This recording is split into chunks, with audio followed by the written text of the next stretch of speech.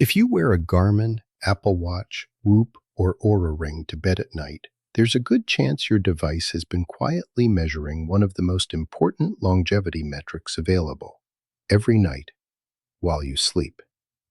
It's called heart rate variability, HRV, and most people who have it glance at the number, shrug, and move on.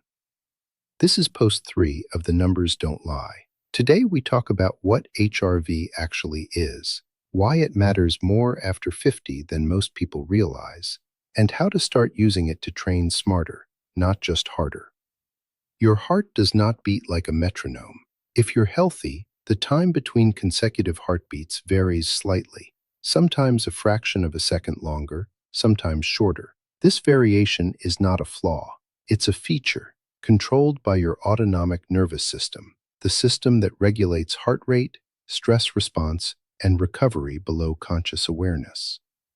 Heart rate variability is the measurement of that beat-to-beat variation. Higher HRV means more variability, a nervous system that is flexible, responsive, and well recovered. Lower HRV means less variability, a system under stress. The counterintuitive part, a perfectly steady heartbeat, is not a sign of health. It's a sign that your autonomic nervous system has lost its adaptability. Variability is vitality. In Project Hail Mary, Ryland Grace monitors multiple systems simultaneously, not because any single reading tells the whole story, but because the pattern across readings reveals the true state of his spacecraft. When one system drifts while others hold steady, that divergence is the signal. HRV works exactly this way. It doesn't tell you one thing. It reflects the integrated state of your cardiovascular system, your nervous system, your recovery capacity, and your stress load, all at once. A single low reading means little, but HRV trending down over several days while resting heart rate trends up, that pattern is telling you something your training log isn't. This is the instrument panel idea at its most practical. HRV naturally declines with age. Lower baseline HRV is associated with increased cardiovascular disease risk, atrial fibrillation, and all-cause mortality, paralleling what we saw with VO2 max and grip strength. But here's the practical reason it matters more after 50. The margin for recovery error narrows.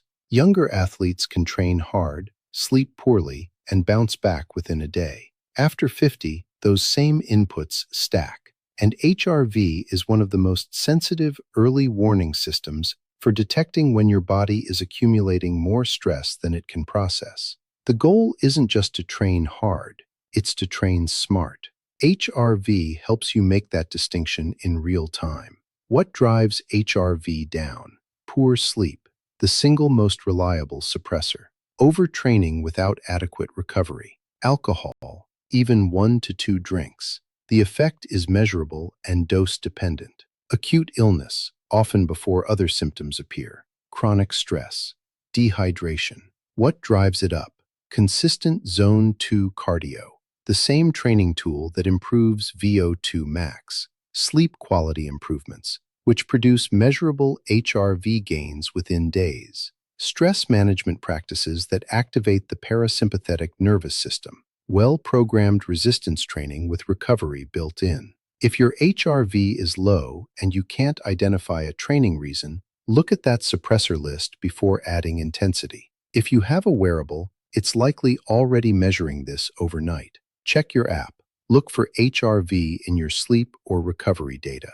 The key instruction: your morning reading, before getting out of bed, is the most meaningful. Establish a 2-week baseline before drawing conclusions. Then watch for trends. Sustained drops below your personal average are the signal to act on.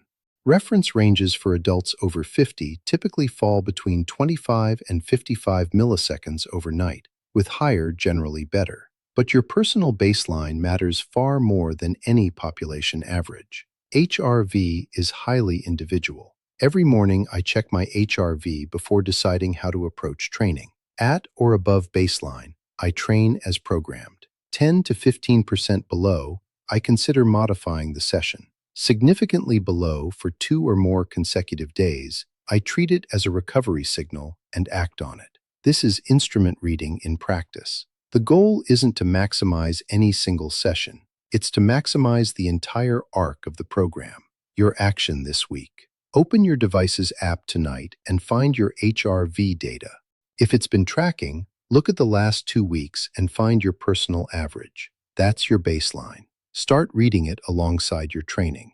Next week, post 4. The metric most men completely ignore until a fracture forces the conversation. Bone density is declining silently after 50, and by the time symptoms appear, years of preventable loss are already behind you.